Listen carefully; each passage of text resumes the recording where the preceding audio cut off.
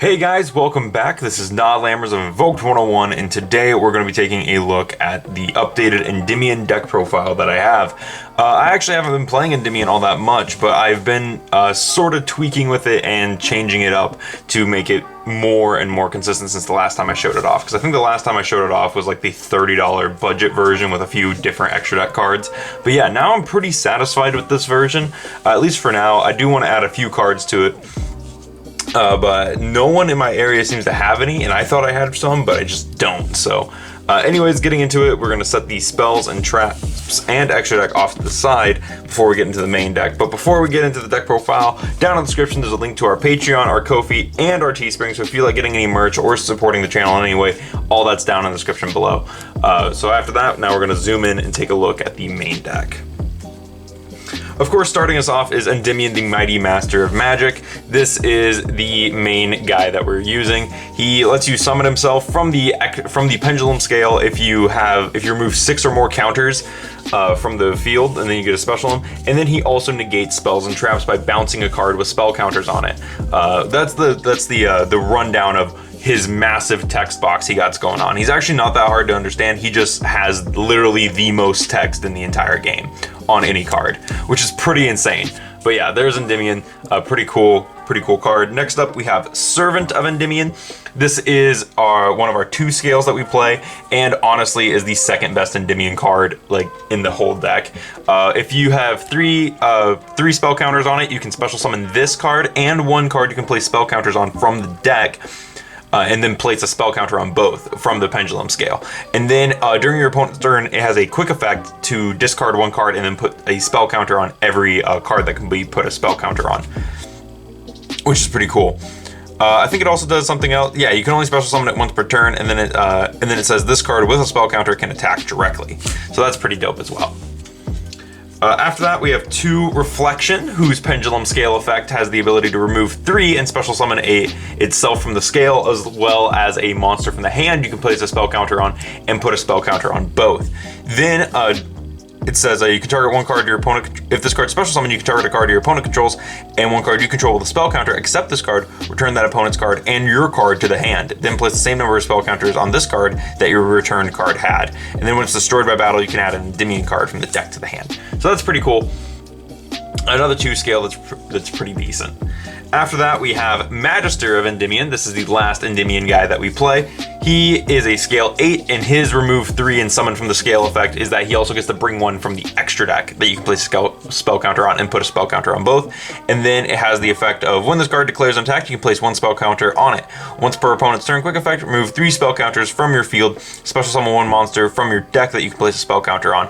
If this card in the monster zone is destroyed, you can place this card in your Pendulum zone, then place the same number of spell counters on it had as a monster. And that's honestly one of the better effects that it could have had. So if it dies as a monster, you get to place it in your scale and keep its spell counters, which is very nice. So that's it for the Endymion guys. We don't play Rogue because Rogue's kind of bad. And then we play 2 Mythical Abductor. I've been seeing a lot of people playing 3 of this, and honestly I would love to play 3, but the only way that I want to play this card is as the super rare, because oh my god, it's just such a pretty super rare. But anyway, in the scale, each time a spell card is activated, you place a spell counter on it, and you can remove 3 from it as a soft once per turn. You can remove 3 spell counters from it and search any Pendulum monster from your deck, which is pretty awesome. Then as a monster, it says each time a spell card is activated, place a spell counter on this card. When it resolves, this card gains 100 attack for each spell counter on it, and it says once per turn you can remove 3 spell counters from this card, add a level 1 spellcaster from your deck to your hand. So not as good as the Pendulum searching effect, but it does do that.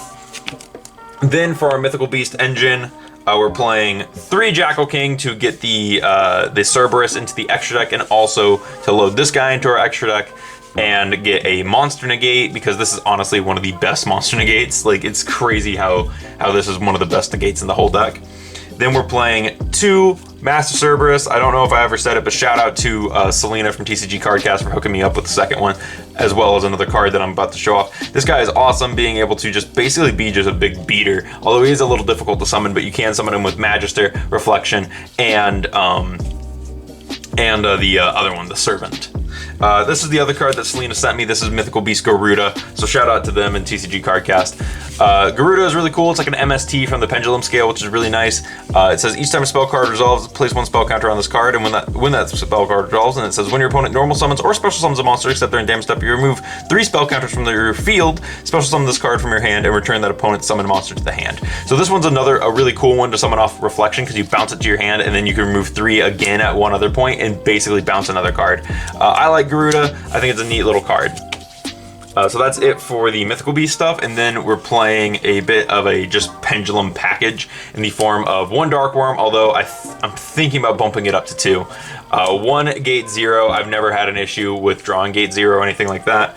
2 Destrudo, I think 2 Destrudo is fine, even though you're only ever going to resolve 1. I do actually want to see Destrudo in my hand because I'm not playing a lot of like Foolish Burial cards. And then I'm playing 2 Chronograph and 1 Time Gazer. I would play 3 Chronograph, but honestly, I didn't have a third one, so this is the Chronograph that I have. I actually don't know what's set. But yeah, so yeah, that's my package for just like generic Pendulum stuff. These guys are awesome. The Chronograph Sorcerers with the Time Gazer is pretty awesome.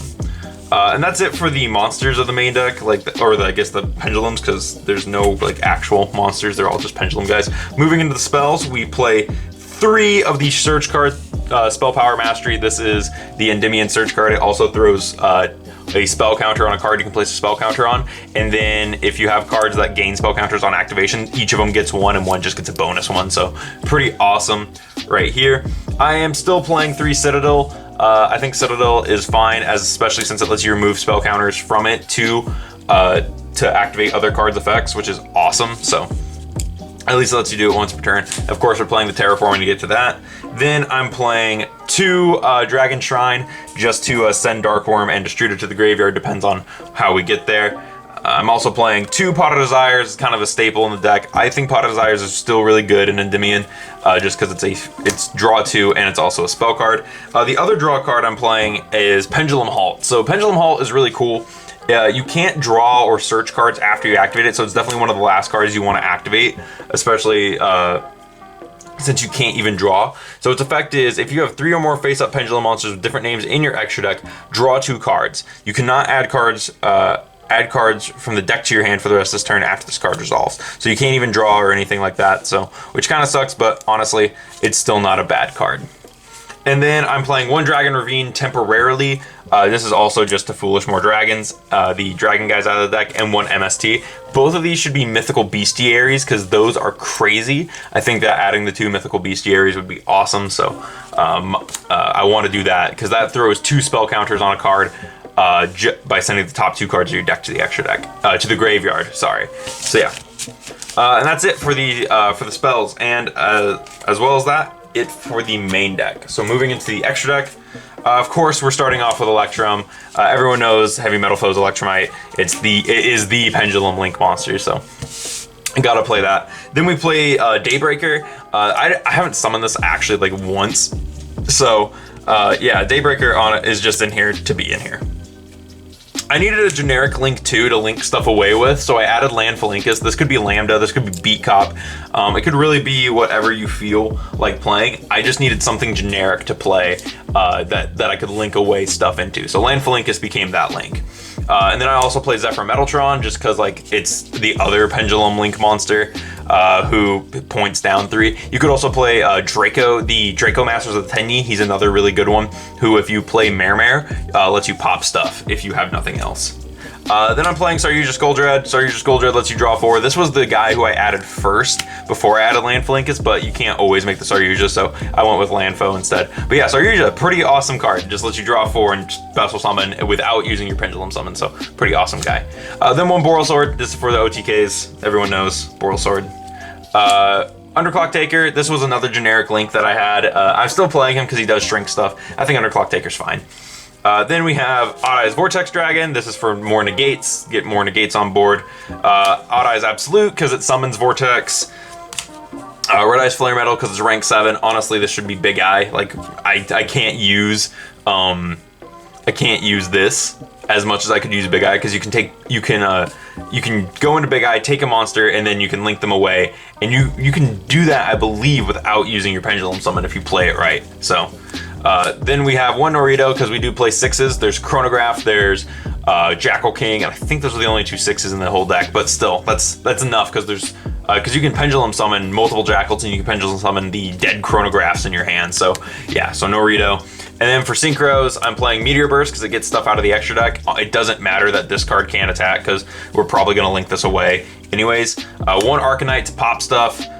Yeah, it's a good card. It pops a million things, and then you can just OTK your opponent. And it's a level 7, so you can Xyz it into most of these guys up here. Same with Meteor Burst, you can also Xyz with it. Then I'm playing one Cyber's Quantum Dragon. This card's really cool. Basically being able to attack and then bounce a monster is awesome. And then while you control a link monster, your monsters your opponent control cannot target monsters you control with attacks except this one, and they can't target card effects except this one. So really cool guy. Again, another card that you can Xyz with because it is a 7. And then my spicy tech personally is Nirvana High Paladin. I believe this is 15. Nirvana High Paladin is awesome. So it needs a Synchro monster and a tuner. And you can use a Pendulum summoned Pendulum monster as if it was a tuner for this guy. So basically, because Servant and Magister are 3s, I threw this guy in there because these are all 7s that we can make off of Destrudo, and then we also have this guy who, if we Pendulum summon back, we can make a 33 guy that swings, halves our opponent's life points at the end of the battle phase, I believe. Let me see. Destroys an opponent's monster, have your opponent's life points. No, so just when it kills something. So you can potentially, this guy can help with just pushing for OTK, and it's an 8 scale. So if it dies and you don't have a guy in your Pendulum scale, which I don't know why you would, you can stick him in your scale. And yeah, that's it for the extra deck. I think it's okay. Like I said, I wish this was a Big Eye. I don't have any qualms about playing the Meteor Burst. I think Meteor Burst is correct. The Link monsters, this could be something else. The Daybreaker could be something else. I have no clue what else it would be though, which is like bad on me. But yeah, that's it for my Endymion deck. I quite like the Endymion archetype. Like, I like playing it, and I always enjoy it when I pick it up because I'm like, oh yeah, super cool combo heavy Pendulum deck, awesome, because I haven't played a Pendulum deck in forever, like since Deities, and so being able to pick up another one and be like, oh yeah, this is really cool, and it uses such a unique mechanic, it's so much fun. And it has such a high ceiling too, which is like the best part about it. But anyways, tell me what you guys thought about this deck in the comments below. I'd love to hear your thoughts, and while you're down there, feel free to check out the description. We have our links to our Teespring, our Patreon, and our Ko-fi down there, so if you feel like supporting us and checking out the different Patreon tiers, that's all down there for you. And if you feel like getting yourself an awesome Invoked 101 mat, you can message us on Instagram, or you can be our $30 Patreon tier. Anyways, thank you guys for watching, and I'll see you in the next video.